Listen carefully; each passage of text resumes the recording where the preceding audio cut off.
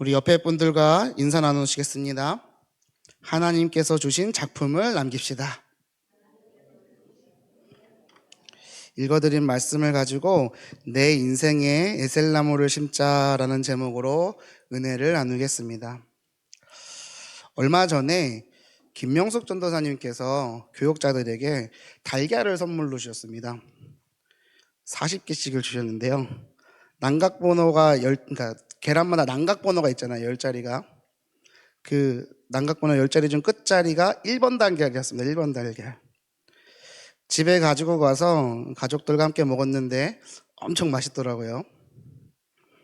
평소에 2번까지는 사 먹는데 사실 1번은 잘 안 사 먹거든요. 왜냐면 비싸가지고. 그 난각번호 10자리 중에 처음 4자리는 그 생산 월일이고 중간에 5자리는 그 생산자 고유 번호고 마지막 1자리가 사육 환경에 따른 거잖아요. 다 아시죠? 그 4번은 조그만 케이지인데 1제곱미터에 20마리를 키울 수 있는 크기, 작은 크기의 케이지에서 키워서 나오는 닭이 그 난각번호 끝에가 4번이고요. 조금 개선된 케이지 1제곱미터에 13마리 키울 수 있는 거기 케이지에 키운 게 난각번호 3번이고요.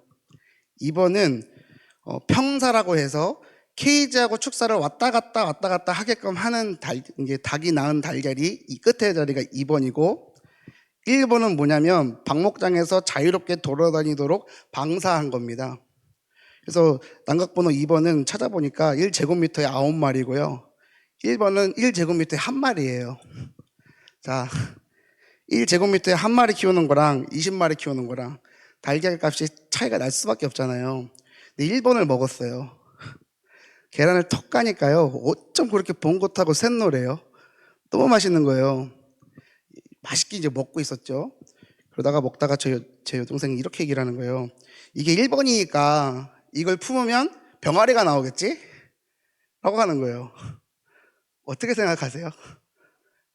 나올까요? 안 나올까요? 나올 수도 있고 안 나올 수도 있는데, 자, 유정란이냐 무정란이냐가 중요한 거지 무기농이냐 유기농이냐가 중요한 게 아니잖아요. 제가 그런 생각이 드는 거예요. 어떤 생각을 했냐면 난각번호와 상관없이 그 달걀 안에 생명의 씨앗이 들어있느냐 없느냐, 그러니까 유정란이냐 무정란이냐가 이게 관계가 있는 거지 사육 환경이 좋으냐 나쁘냐는 중요하지 않아요. 달걀이 비싸냐 싸냐는 중요하지 않아요. 근데 이제 착각을 한 거죠. 그래서 제가 이제 설명을 해줬더니 막 이러는 거죠. 착각을 했대요. 1번을 집에서 닭도 키웠기 때문에 맨날 1번 먹었거든요. 근데 그렇게 뚱딴지 같은 소리를 하던데, 사람들의 삶들이 인생이 이와 같지 않을까라는 생각을 잠깐 했습니다. 생명이 있느냐 생명이 없느냐가 더 중요한데, 우리 근데 흔히들 어떻게 착각을 합니까? 난각번호 끝자리 1번과 같이 호화롭고 편안하고 좋아 보이는 삶이 난각번호 끝자리 4번과 같이 갑갑하고 답답하고 초라해 보이는 삶보다 좋은 것이라고 정의를 내립니다. 그러나 생명이 담겨 있지 않으면 시간 지나면 썩어 없어지기는 똑같습니다. 맞잖아요. 그러나 생명이 담겨 있는 달걀은 아무리 4번이더라도 새로운 생명이 태어나는 통로가 될 수 있죠. 아무리 슈퍼 1번이라고 하고 초초초 유기농이라고 해도요, 이 무정란이면 절대로 병아리는 태어날 수가 없습니다. 어제 화요 집회가 있었거든요. 날씨가요 영하 14도까지 내려갔어요. 그래갖고 갔다 오고 나서 목이 확 갔는데 왜 자꾸 수협에 설교할 때만 이렇게 아픈 척을 하고 올라오는지 모르겠지만 별로 안 아프고요. 목이 좀 간 건데 걱정하지 마시고요. 어찌됐든 귀가 떨어져 나갈 듯이 추웠거든요. 근데 저희 담임 목사님이 농담하신다고 그렇게 살쪄도 추워요? 이렇게 물어보시더라고요. 그래서 목사님 여기는 안 추운데 여기가 너무 춥습니다 이랬거든요. 집회 가려고요 새벽 4시 30분부터 일어나가지고요 이거저거 막 준비를 했어요. 핸드폰이 좀 오래돼 갖고 배터리가 금방 닳아요. 그래서 가서 배터리가 이제 끝나면 안 되니까 제가요, 핸드폰 충전기, 차량용 충전기, 연결선, 휴대용 배터리까지 다 챙겼어요. 그런데 이게 웬걸요? 교회에서 딱 출발할 때 보니까 핸드폰이 안 보여요. 안 보여요. 어떻게 하겠어요? 출발할 때가 됐는데 담임 목사님 차에 타셨지. 가야 되잖아요. 제가 핸드폰 찾으러 가겠습니다. 어떻게 해요? 갔잖아요. 얼마나 하루 종일 깝깝한지. 심지어 챙겨간 게 얼마나 거추장스러운지 차라리 안 가져갔으면 나았을걸. 나중에 이제 찾다 없어갖고 보니까 집에 가니까 핸드폰을 이제 탁 꽂아놓고 거기 집에 있더라고요. 이런 생각 들었습니다. 본질을 찾지 않으면, 본질을 찾지 않으면요, 아무리 준비를 해도요, 그건 오히려 짐이 되고요, 더 거추장스러워져요. 사람들은요, 비본질만 찾아요. 눈에 보이는 것만 따라가잖아요. 지금 이어지는 게 보이시죠? 한 주간 동안 이제 제가 말씀 속에서 묵상하면서 깨달아지는 것들이었거든요. 근데 우리 사람들은 살아갈 때요, 내가 이거 준비하고 이거 하면요, 다 될 거라고 착각하고 해요. 사실은 다 확률인데요. 열심히 공부를 합니다. 최선을 다해서 공부를 합니다. 수능날 배탈 나면 어떡할 거예요? 수능날 아프면 어떡할 거냐고요. 확률이거든요. 수능 시험 잘 봐갖고 좋은 대학 갈 거라고 착각들을 하는데 그 경쟁률 빡세면 어떡할 거냐고요. 좋은 대학 나오면 좋은 곳 취직할 거라고 생각하는데 웬걸요? 영적 문제, 정신 문제면 어떡할 거냐고요. 그거 확신할 수가 없는 삶이에요. 확률의 삶이란 말이에요. 사람들은 그 확률에 인생을 겁니다. 우리들은 어떻습니까? 제가 어저께 핸드폰도 없지, 핸드폰으로 제가 삼성페이로 결제를 하거든요. 돈도 없지, 지갑도 없지, 카드도 없지. 왜 했냐면 이현재 전사님 뒤만 졸졸 쫓아다녔어요. 그래갖고 편의점 가서 사줘. 그래갖고 거의 어저께 10,000원어치 뜯어먹었거든요. 아직 돈 안 줬는데. 사람들이 살아가는 것들이 이렇게 쫙 깨달아지는 거예요. 그 짧은 순간에. 하지만 어저께 핸드폰이 없어서 되게 은혜 받았거든요. 근데 갔다 오고 나니까 카카오톡에 메시지가 250개가 넘게 와 있더라고요. 그거 읽고 답장하고 하는데 시간이 너무 오래 걸렸죠. 세상에 많은 사람들이요, 세상의 흐름 속에서 살아가고 있습니다. 어떤 흐름이냐면 생명과는 관계없고요, 본질과는 상관없는 삶의 흐름이에요. 근데 미친 듯이 달려가요. 누가 잡기가 무섭게 달려가요. 생명 없이 허울 좋아 보이는 것에만 목매어 살아갑니다. 오늘 우리는 어떻습니까? 하나님께서는 전도자 바울을 통하여 이렇게 말씀하셨습니다. 골로새서 3장 1절에서 4절의 말씀입니다. 그러므로 너희가 그리스도와 함께 다시 살리심을 받았으면 위의 것을 찾으라. 거기는 그리스도께서 하나님 우편에 앉아 계시느니라. 보좌의 능력이에요.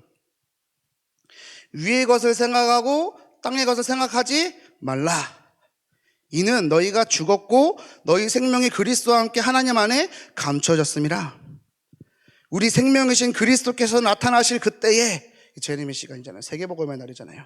그때에 너희도 그와 함께 영광 중에 나타나리라. 부활의 축복이거든요. 아멘이십니까? 자, 위의 것을 생각하고 땅의 것을 생각하지 말라. 이어지잖아요. 위의 것을 찾아라. 위의 것을 생각하고 땅의 것은 생각하지 말아라. 반대로 생각해 보면요, 이 땅에 많은 사람들은 뭐만 보는 거예요? 땅일 거예요. 썩어 없어질 것을 생각하고 그것만 찾고 살아가고 있어요. 내가 오늘 얼마를 벌어야 되지? 내가 오늘 무슨 일을 해야지? 내가 오늘 뭘 먹어야 되지? 무엇을 입어야 되지? 그거 아무런 상관없는데, 아무짝에도 쓸모없는 건데, 주님 앞에 서는 그날 그거 가지고 가는 거 아닌데, 그것이 전부인 것처럼 살아가요. 불신자야 그렇다 치고요, 복음 가진 사람들이 그렇게 비참하게 살아갑니다. 우리 성도님들은 오늘 어떠하신가요? 무엇을 향하여 살아가고 계신가요? 점검되고 전환되어지는 이 수협의 시간 되기를 예수님의 이름으로 축원드립니다. 첫 번째로요.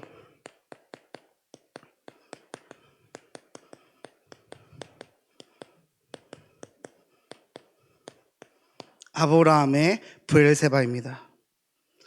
오늘 본문 말씀을 보면요. 아브라함은 맹세의 우물이란 뜻이거든요. 브엘세바가. 그 브엘세바를 차지한 후에요. 그 우물 옆에 뭘 심습니까? 뭘 심어요?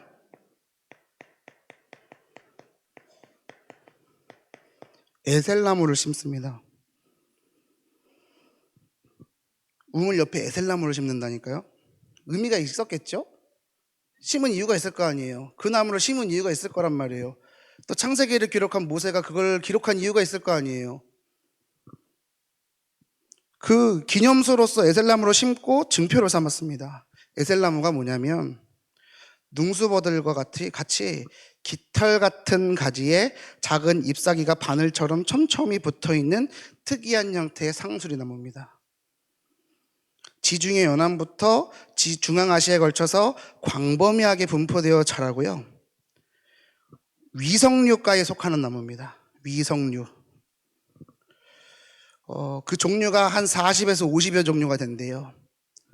근데 높이가요, 최소 2m에서요, 최대 20m까지 자란답니다. 엄청 큰 나무인데 그 뿌리가요, 지하 30m까지 뿌리 내려간대요. 깊게 내려가서 생명력이 어마어마하게 강하답니다. 어느 정도로 강하냐면 강한 염분성 토양과 알칼리성 조건에서도 견딘대요. 잘 자란대요. 많은 성경학자들이 아브라함이 심은 에셀나무를 아필라라는 나무라고 추정을 하는데요. 이 나무가 얼마나 재밌냐면요. 이 나무의 특징은요. 밤사이 동안에 그 깊은 뿌리로부터 수액을 끌어올려갖고 그 밤에 그 촘촘한 나뭇잎, 그 나뭇잎마다 가지가지마다 영롱한 이슬처럼 수액이 맺힌대요. 방울방울. 맺힌대요. 그 아침에 반짝반짝 빛나게 빛이 비치면 와, 보석이 반짝이는 것처럼 나무가 반짝반짝거린대요. 더 재미있는 건요. 그 수액이 낮 동안에 증발이 되면서 그 지역 주변 온도를, 나무 근처 온도를 다른 데 온도보다 10도나 떨어뜨린대요. 광야에서. 나무는 크죠. 그늘은 넓죠. 수액이 증발되면서 시원하죠. 천연 에어컨. 아브라함이 왜 에셀나무를 심었을까? 답이 딱 나오잖아요. 자기 혼자 편하자는 게 아니에요. 이것은 후대를 위한 거였구나. 확신하게 되었습니다. 이 에셀나무에 대해서 조사해 보니까요. 아브라함이 에셀나무를 심은 이유는 뭐냐면 10년 후, 20년 후, 30년 후 될지가 모르지만 시간이 지나면 지날수록 더 커져서 큰 나무 그늘을 만들어낼 그 나무를 심어놓고 하나님이 나에게 이 영광의 우물을, 맹세의 우물을 차지하게 하는 응답을 주셨다. 영원하신 여호와의 이름을 불렀다. 야, 후손들아, 너희들 이거 기억해라 라는 메시지가 담겨져 있는 거죠. 아멘이신가요? 그런 의도가 분명했다는 것을 확신했다니까요. 목축업을 하던 그 당시 아브라함에게는요, 또 당시 그 당시 사람들에게는요, 우물이라는 것은요, 생명과도 관계 있고 재산과도 관계 있는 거예요. 되게 중요한 거예요. 근데 그것을 아비멜렉의 부하들이 빼앗아 갔는데도 그거에 바로바로 반응하지 않고 기다렸어요. 참고 기다릴 수 있는 힘과 여유가 있었단 말이에요. 그 이유에 대해서는 뒤에서 설명이 나오잖아요. 그래서 그 브엘세바를 차지하게 된 거잖아요. 그 우물이라고 해갖고요. 옛날 우리나라 마을마다 있었던 우물로 생각하시면 안 되고요. 뭐로 생각하시면 되냐면 사막의 오아시스를 생각하시면 딱 맞아요. 그러면 자, 사막에 오아시스 있으면 어떻게 됩니까? 온 근방에 있는 동물들이 쉼터가 되잖아요. 근데 거기에 지금 뭘 심었다고요, 아브라함이? 그 브엘세바를 차지하고, 그러니까 그 우물을 차지하고 이름을 브엘세바로 지었어요. 맹세한 거예요. 아비멜렉과 불가침 불가해의 조약을 맺었단 말이에요. 내가 침범 안 할게. 너 나 해치지 마. 아비멜렉이 먼저 와서 화친을 했단 말이에요. 화친 조약을 걸었단 말이에요. 그것을 징표로서 브엘세바를 이름 명하고 거기에 증표로서 뭘 세웠어요? 에셀나무를요. 그럼 그것이 나중에 10년, 20년은 큰 나무가 될 것이 분명한데 그 당시에 내비게이션도 없고 뭐 큰 건물이 있기랍니까? 광야 한복판에 그 나무가 콱 서 있으면 그건 수십 킬로미터 바깥에서도 보여요, 안 보여요? 보여요. 야, 이거 어마어마한 거구나. 이거 후대를 위해서 남긴 작품이었구나.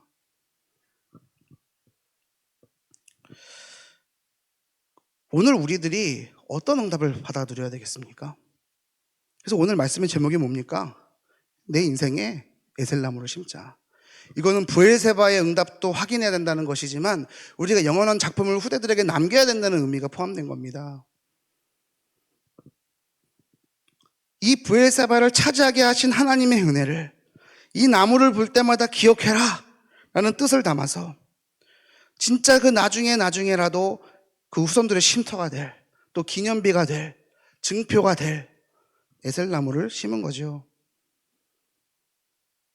뭐 성경에는 그렇게 나와 있지는 않으니까요. 에셀나무라는 데가 몇 개 더 나오긴 하거든요. 나중에 사고랑이 막 쉬기도 하고 막 있어요. 근데 중요한 건요, 이 브엘세바가 어느 정도로 의미가 남다르지냐면, 성경의 구약에 보면요, 이스라엘의 최대 영토를 표현할 때 최남단이 어디냐? 브엘세바예요. 브엘세바에서부터 어디까지, 브엘세바부터 어디까지. 그러니까 완전 그 영토를 가르는 기준이 되는 거예요. 그거를 지금 누가 차지한 거예요? 아브라함이 차지했고 그 옆에 뭘 심었다고요? 에셀나무를. 작품입니다. 작품. 후대를 위해 유산을, 작품을 남긴 아브라함의 모습이 우리 모든 성도님들의 모습 되기를 소망합니다. 이걸 꼭 붙잡으시길 바랍니다. 작품으로 남기는 거예요. 후대를 위해서 세우는 거예요. 뭘 하면 되는데요? 하나님의 인도 따라 말씀 따라 하면 됩니다. 그래서 두 번째,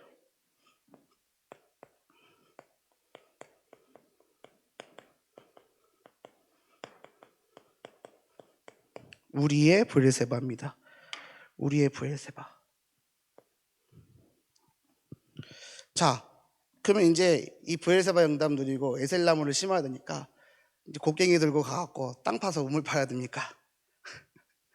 나무, 상수리 나무 가져와갖고 나무 심어야 됩니까? 아니죠. 그렇게 이해하는 분 없으시죠? 우리는 어떤 응답을 받아야 되느냐?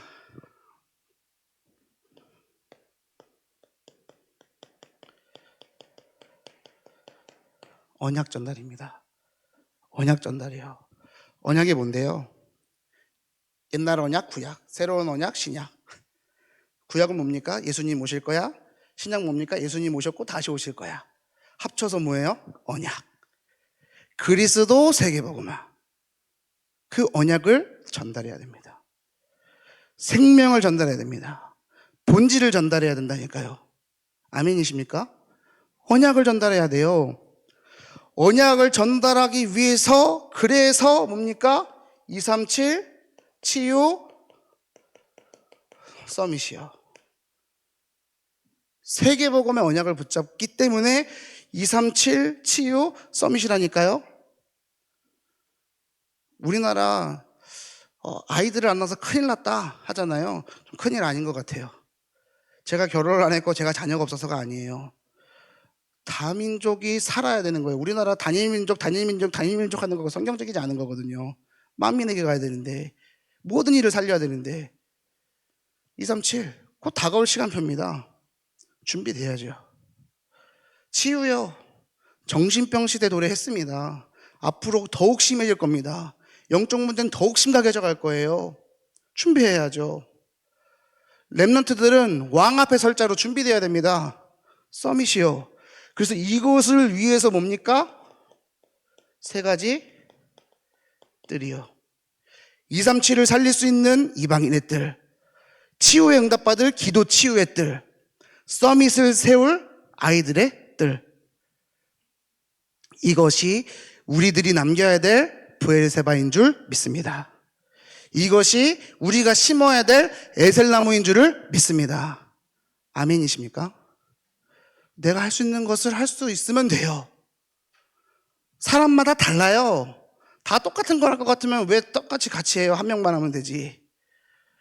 다 다릅니다. 내가 할 수 있는 것을 언약을 전달하는 그 사명 가운데 감사함으로 자원하여 할 수 있으면 돼요. 그것이 응답이에요. 이것을 에셀나무와 같이 작품으로 심고 자라도록 만드는 응답을 누리시기를 예수님의 이름으로 축원드립니다. 저는요, 올 한 해를 시작하면서요, 우리 초등부의 16분의 선생님들에게요, 이렇게 말씀드렸어요. 우리 초등부 선생님들은 올 한 해 다른 어떤 성도들보다도 가장 큰 은혜, 최고의 은혜 받으셔야 된다. 이유가 뭐게요? 제일 많이 일해야 되니까. 제일 큰 일 해야 되니까. 선생님들 뜨악 하는 거죠. 우리 새로 오신 선생님들 중에 몇 분 이런 얘기를 하세요. 우리 초등부 너무 일이 많대요. 따라가기가 버겁대요. 일 많느냐?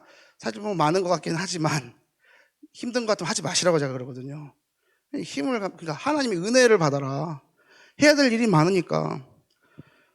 자, 한 가정의 아버지가 처자식을 부양하기 위해서 휴일 없이 밤낮으로 일한다고 한다면 그것은 좋은 일입니까? 나쁜 일입니까? 어때요? 안 좋은 일이에요? 우리 그런 남편을 갖고 계신 우리 성도님은 아니라고 얘기하시는데 그거 좋은 일이에요. 좋은 일이잖아요. 저는요 겪어봤거든요. 처자식을 부양하지 않는 아버지가 얼마나 골 때리는지를 저는 겪어봤거든요. 저희 어머니가 얼마나 일을 갈았는데요, 평생을. 우리 어머니 평생의 소원은 뭐냐? 돌아가실 때까지 남편이 주는 월급 받아보고 싶어. 이런 얘기 안 하려고 그랬는데, 농부가 결실을 맺기 위해서 여름 한철 땀 흘리며 수고하는 것은 아름다운 것이지 수고스럽거나 불쌍한 것만이 아니지 않습니까? 맞잖아요. 그러면 우리 교회의 미래를 위해 우리 후대를 작품으로 남기는 일에 교사들이 헌신하고 수고하는 것이 많을수록 좋은 겁니까? 적을수록 좋은 겁니까? 뭐가 좋아요? 많은 게 좋은 거잖아요. 그러니까 제가 선생님들께 얘기하는 거예요. 최고 은혜 많이 받아라. 일이 너무 많다. 아직도 모자라다. 아직도 더 할 게 많이 있다. 그러니까는 새로 오신 분들이 적응하시는 거 딱 하시는 거죠. 근데 제가 아무것도 하지 마시라고 하고 있어요. 진짜입니다. 은혜 받으면 돼요. 그 은혜 받아갖고 일 많이 하라고? 아니라니까. 사람마다 할 일이 달라요. 어떤 사람은 열심히 일을 하지만요, 어떤 사람은 일 안 해도 되는 응답이 또 있어요. 어떤 응답을 하나님이 주실지 몰라요. 하지만 하나의 응답 속에서 뭘 만들어가는 거예요? 언약을 전달해서. 결국은 뭐예요? 세계복음화예요. 복음이 전달되는 일이에요. 그러니까 제가 우리 초등부 선생님들한테 이렇게 얘기를 하고 있는데, 그렇다고 한다면 우리 성도님들은 어떠신가요? 어떠신가요? 우리 선생님들에게 그렇게 말씀드리고 가장 많이 축복을 받으시라는 응원이에요. 겉면이고. 그래서 저는요 날마다 최선을 다하고 있습니다. 진짜 날마다 최선을 다하고 있어요. 하나님 앞에 부끄럽지 않게 하고 있어요.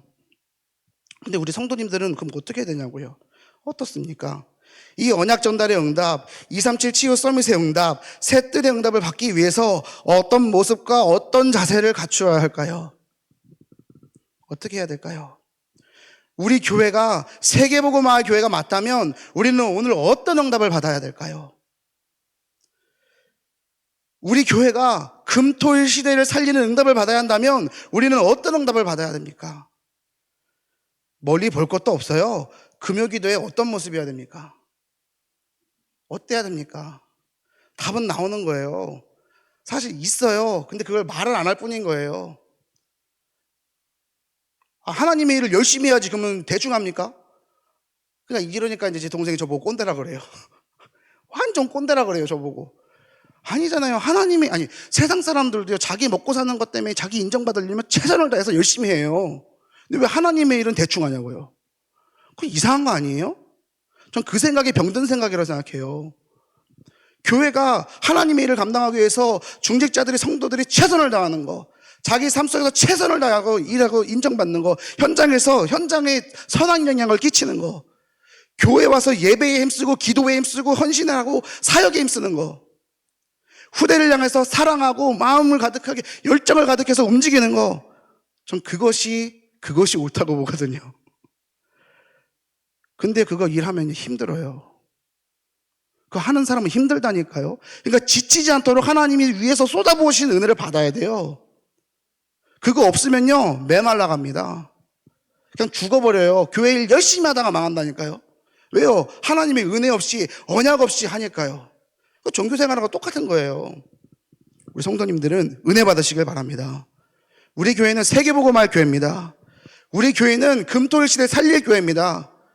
그러면 우리가 뭐 해야 됩니까? 최고 은혜 받아야 된다니까요. 우리에게 주신, 올 한 해 주신 언약 뭐예요? 영원한 응답을 향해서 뭐 해라?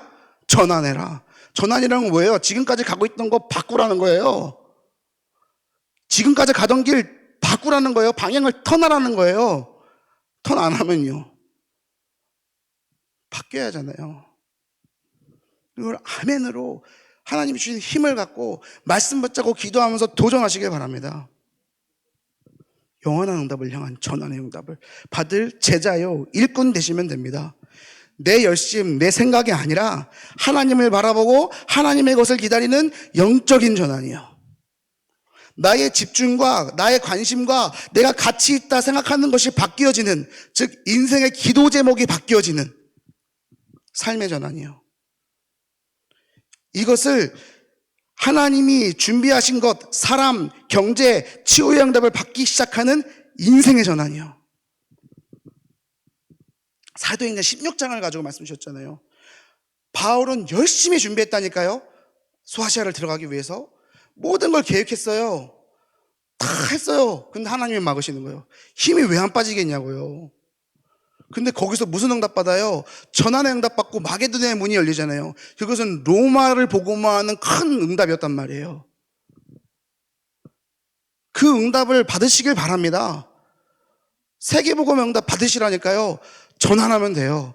어떤 전환이요? 영적인 전환이요. 삶의 전환이요. 인생의 전환입니다. 이거는 축복받을 거라니까요. 근데 이게 축복받지 못할 사람들은 뭐 또 전환이야. 뭘 전환이야? 바꿀 게 많다니까요. 우리가 바뀌어야 될 생각이 많아요. 그래서 어제도 화요 집회 때 이런 말씀하십니다. 근본이 바뀌어야 된다고. 근본부터 바뀌어야 된다고. 말씀드린 이 모든 것을, 이 전환의 응답을 영원한 작품으로, 영원한 유산으로 전달하는 응답 받으시기를 축원드립니다. 이런 응답을 작품으로 남긴 증표요, 기념으로 아브라함은 브엘세바에 에셀나무를 심었습니다. 우리 성도님들은 교회 안에서 금토일 시대와 세 가지 뜰을 심으시기를 주님의 이름으로 축원드립니다. 이를 위해서 우리가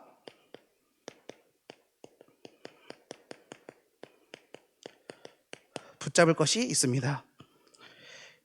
이를 위해서 붙잡을 것이 있다니까요. 뭐냐? 첫 번째로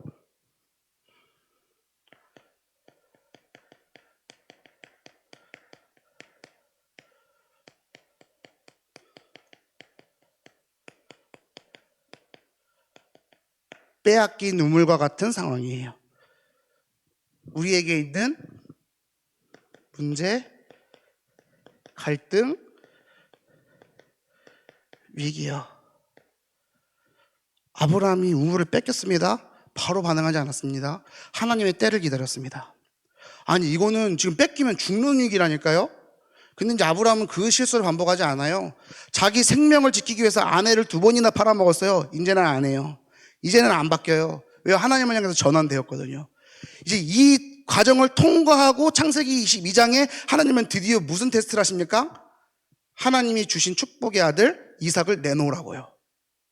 아브라함이 멋지게 결단하잖아요. 멋지게 결단하잖아요. 그거는 언약 전달이 이삭에게 완전히 되어지는 시간이라니까요. 그 시간을 언제 주시느냐? 이 응답을 받은 아브라함에게 주시는 거예요. 아니, 어떻게 이삭을 바쳐요? 히브리서에 나와 있습니다. 죽여도 살릴 것을 믿었대요. 하나님이 주셨으니까 나는 아무것도 할 수 없었고 나한테는 없었던 것을 하나님이 주셨기 때문에 하나님이 달라시면 드릴 수 있는 거예요. 인생관이 바뀌는 겁니다. 물질을 드리는 것이, 시간을 드리는 것이, 내 인생을 드리는 것이 아깝다고 생각하는 사람은 아직도 자기 인생이 자기 거예요. 안 바뀐 거예요. 전환이 안 된 거예요. 하나님의 것이라고 인정이 되면요, 아낌없이 드릴 수 있어요. 내 거 아니잖아요. 하나님께 드릴 수 있어야죠. 우리의 브엘세바. 이제 그래서 붙잡을 건 뭐냐? 이 문제와 갈등과 위기 앞에서 많은 사람들은 힘들어합니다. 조금의 사람은 참습니다. 그러면 뭐가 되냐? 암 생겨요. 암 생겨요. 힘들어하거나 암 생기거나. 그 암 안 생기면 흑암에 사로잡히거든요. 어제 이걸 수치 갖고 얘기하셨어요. 90%의 사람들은 힘들어한다. 10%의 사람은 참는다. 근데 언약 가진 여러분들은 뭐 어떻게 해야 되느냐? 그것을 뛰어넘어 감사하는 응답을 받아라. 아멘이 되세요? 감사하셔야 돼요. 뭐예요? 이 문제 앞에 감사요. 갈등 앞에, 위기 앞에 감사요. 뭐가 감사한데요? 무엇이 감사할까요? 그러니까 이게 우리 인생이 바뀌면 돼요. 우리 인생을 바라보는 시각이 바뀌면 돼요. 하나님 위에서 쏟아부으시는 나를 송두리째 받거나 하나님 은혜가 임하면요, 감사가 돼요. 하지 말라도 나옵니다. 어려움이 오면 진짜를 알 수 있답니다. 응답이 오면 가짜를 알 수 있대요. 재밌죠? 우리 언약계 모든 성도님들은 이것도 뛰어넘어서 모든 것을 초월하는 능력의 여정을 가시기를 바랍니다. 모든 것 뛰어넘는 거예요. 하나님의 은혜로요. 언약으로요. 문제요, 갈등이요, 위기요, 이거 사실 아무것도 아닙니다. 이것이 문제고 이것이 어려움이다라고 생각하는 것이 잘못된 겁니다. 이거 아니라니까. 하나님이 주신 발판이에요. 하나님이 딛고 일어서라고 주신 디딤돌입니다. 그게 언약을 붙잡은 사람은 감사로 받아들여진다니까요. 그래서 어떻게 되느냐? 말씀 붙잡아야 됩니다. 믿음은 들으면서 나기 때문에 말씀이 먼저 들려줘야 돼요. 근데 가만히 보잖아요. 우리는 말씀 안 듣고 있어요. 말씀을 100% 안 들어요. 제가 예전에 사진으로 보여드렸잖아요. 브로콜리, 브루꾸리, 브루커리, 국산 브로커, 말도 안 되는. 사람이 들리는 대로 들어요. 하나님의 은혜를, 하나님의 언약을, 하나님의 말씀을 자기 수준으로 듣습니다. 말씀 100%가 안 된다니까요. 그래서 말씀이 들려져야 됩니다. 그것이 은혜입니다. 그 들려진 만큼 믿어집니다. 말씀이 믿어져야 됩니다. 그럼 믿어지면 뭐 하면 됩니까? 그 들려지고 믿어진 말씀 붙잡고 뭐 하면 돼요? 기도하면 되는 겁니다. 기도예요. 말씀과 기도입니다. 다른 거 없어요. 말씀과 기도라니까요. 이곳에 인생을 거시길 바랍니다. 진짜 이 응답을 받아야 됩니다. 말씀을 받을 때 하나님 앞에서 계산적으로 받는 게 아닙니다. 하나님과의 관계예요. 관계라니까요. 어떤 관계입니까? 은혜와 사랑의 관계예요. 내가 실수해도 괜찮아요. 내가 잘 못해도 괜찮아요. 하나님 아버지잖아요. 우리 그런 줄 알고 부르셨잖아요. 그러니까 우리는 뭐 하면 돼요? 그 은혜와 사랑 앞에 납작 엎드리기만 하면 돼요. 하나님이 가라면 가고 서라면 서면 돼요. 근데 가라해도 안 가고 서래도 안 서고. 그러니까 힘들죠. 힘들 수밖에 없게끔 있으면서 문제와 갈등 얘기를 하나님이 그만 좀 서라, 그만 좀 가라 라고 주시는데 말 안 듣고 배짱 튕기고 있다가 어떻게 돼요? 맞아야죠. 뭐 어떻게 하겠어요? 사단은 공격하고요, 하나님은 치시고요. 못 사는 거예요. 언제까지 가느냐? 항복할 때까지요. 주님 앞에 나는 안 되는구나, 나는 절대 불가능이나를 깨닫고 절대 가능이신 하나님 앞에 엎드리는 순간 하나님은 옳다구나 하고 그때부터 시작하시거든요. 그럼 기도를 어떻게 하면 되느냐? 어제 말씀하셨습니다. 기도의 3집중이다.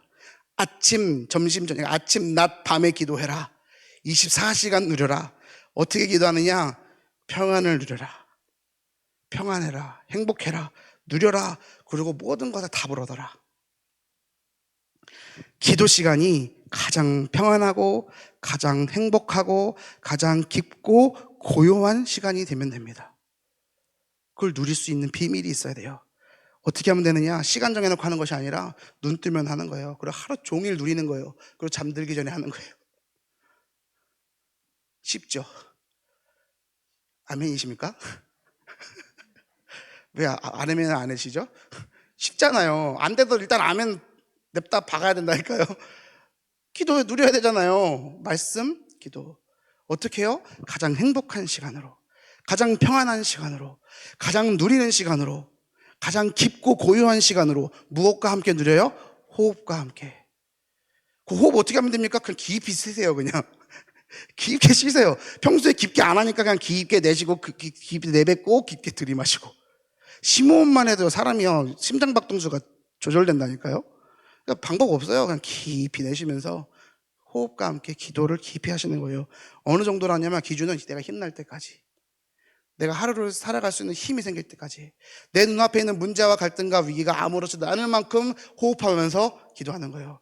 내 안에 주신 복음을 누리면서요. 그 응답을 누리시길 바랍니다. 필요하다면 다락방을 통해서도 할 수 있고요, 필요하다면 구역에서도 할 수 있고요, 필요하다면 지교에서도 할 수 있고요, 필요하다면 온라인에서도 할 수도 있어요. 같이 하시길 바랍니다. 안 하는 분들이 하자 하시길 바랍니다. 해야죠. 안 하면 뭐 할 건데요? 말씀 기도 말고 할 게 뭐가 있는데요? 그렇지 않습니까? 하면 됩니다. 그게 안 하니까 문제인 거예요. 하면 문제 없습니다. 시작하면 됩니다. 전환의 응답을 누리시길 바랍니다. 그래서 우리 초등부는요, 자꾸 초등부 말씀드려서 죄송합니다. 제가 초등부 담당 교육자니까 매일같이 10명 넘게 아침 7시에 행복한 아침으로 인도받고 있습니다. 2주 됐는데 어저께 화요집회 가니까 딱 이 기도에 대해서 말씀하시길래 잘 인도받았다, 역시 하나님이 인도하시는구나 느꼈거든요. 근데 저는요 힘들어요. 맨날 새벽기도 하는 것 같아요. 준비하려면 6시 전에 일어나야 되거든요. 그래서 선생님들한테 말씀드렸어요. 저를 괴롭히시라고. 단 조건을 걸었죠. 4명 이하로 떨어지는 그 순간 저는 그날부터 접습니다. 근데 4명 이하로 떨어질 것 않을 것 같아서 그렇게 말씀드린 거거든요. 매일 아침에 행복한 아침으로 온라인으로 모여서 기도합니다. 30분씩 말씀 붙잡고 기도하고, 그날 특별한 일이 있는 거 물어보고 함께 기도할 집중기도 제목을 갖고 기도합니다. 우리 성도님들도 각 지교회에서, 각 구역에서, 각 기관에서, 각 전도회 안에서, 지역 안에서 이 응답을 누리시기를 바랍니다. 함께 하세요. 혼자 하면 힘들잖아요. 할수록 제가 느끼는 것이 있어요. 아침 기도에, 행복한 아침 하면서 느끼는 건 뭐냐면 날마다 새 은혜와 새 힘을 주신다는 거예요. 하루 종일 주세요. 24응답이죠. 우리 성도님들 이것을 누리시길 바랍니다. 이 말씀과 기도를 누리면요, 결국은 이것이 나를 살리는 영적 시스템이 될 줄로 믿습니다. 결론입니다.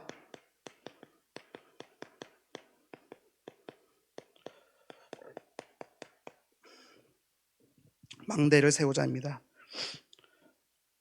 우리 흔히 망대 하니까요, 어떤 이미지를 쉽게 떠올리냐면요, 등대를 떠올립니다. 근데 오늘 말씀 시작 전에 찬양도 하나님의 진리 등대였잖아요.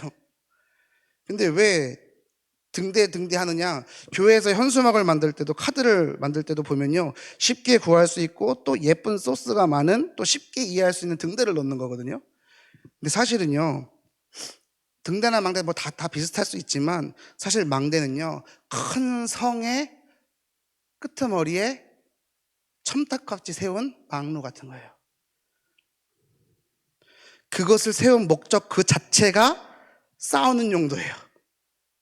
전쟁용이라니까요. 이것이 의미하는 바가 뭡니까? 즉 망대를 세우라는 것은 바로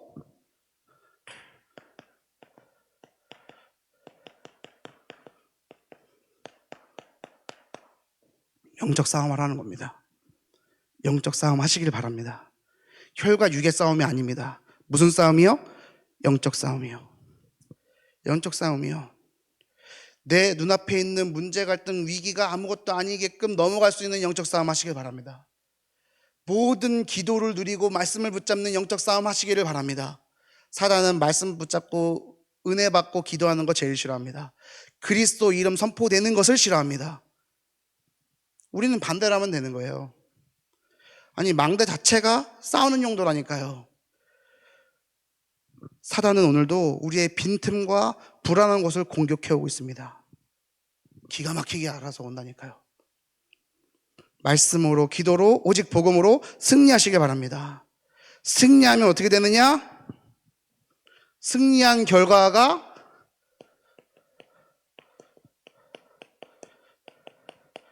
모든 것에 감사하게 되는 겁니다. 모든 것에 감사하게 됩니다. 아니, 감사할 수 있는 것에도 감사하지 못하는 것이 우리들의 모습이잖아요. 그런데 감사할 수 없는 것에서도 완전 감사할 수 있게 되는 거예요. 모든 것에 감사하게 되는 거죠. 우리 후대들에게 남길 브엘세바의 축복을 받으시고 에셀나무와 같은 작품을 만드는, 그것을 위해 말씀과 기도로 모든 것을 초월하는 능력을 누리고 영적 싸움에 승리하여 감사를 회복하는 언약궤 모든 성도 되시기를 우리 주 예수님의 이름으로 축원드립니다. 함께 기도하겠습니다. 살아계신 아버지 하나님, 감사합니다. 오늘 주신 말씀 붙잡고 내 인생의 에셀나무와 같은 영적인 작품, 하나님의 작품을 남기도록 축복하여 주옵소서. 감사를 드리며 우리를 구원하신 예수 그리스도 이름으로 기도 올려옵나이다. 아멘.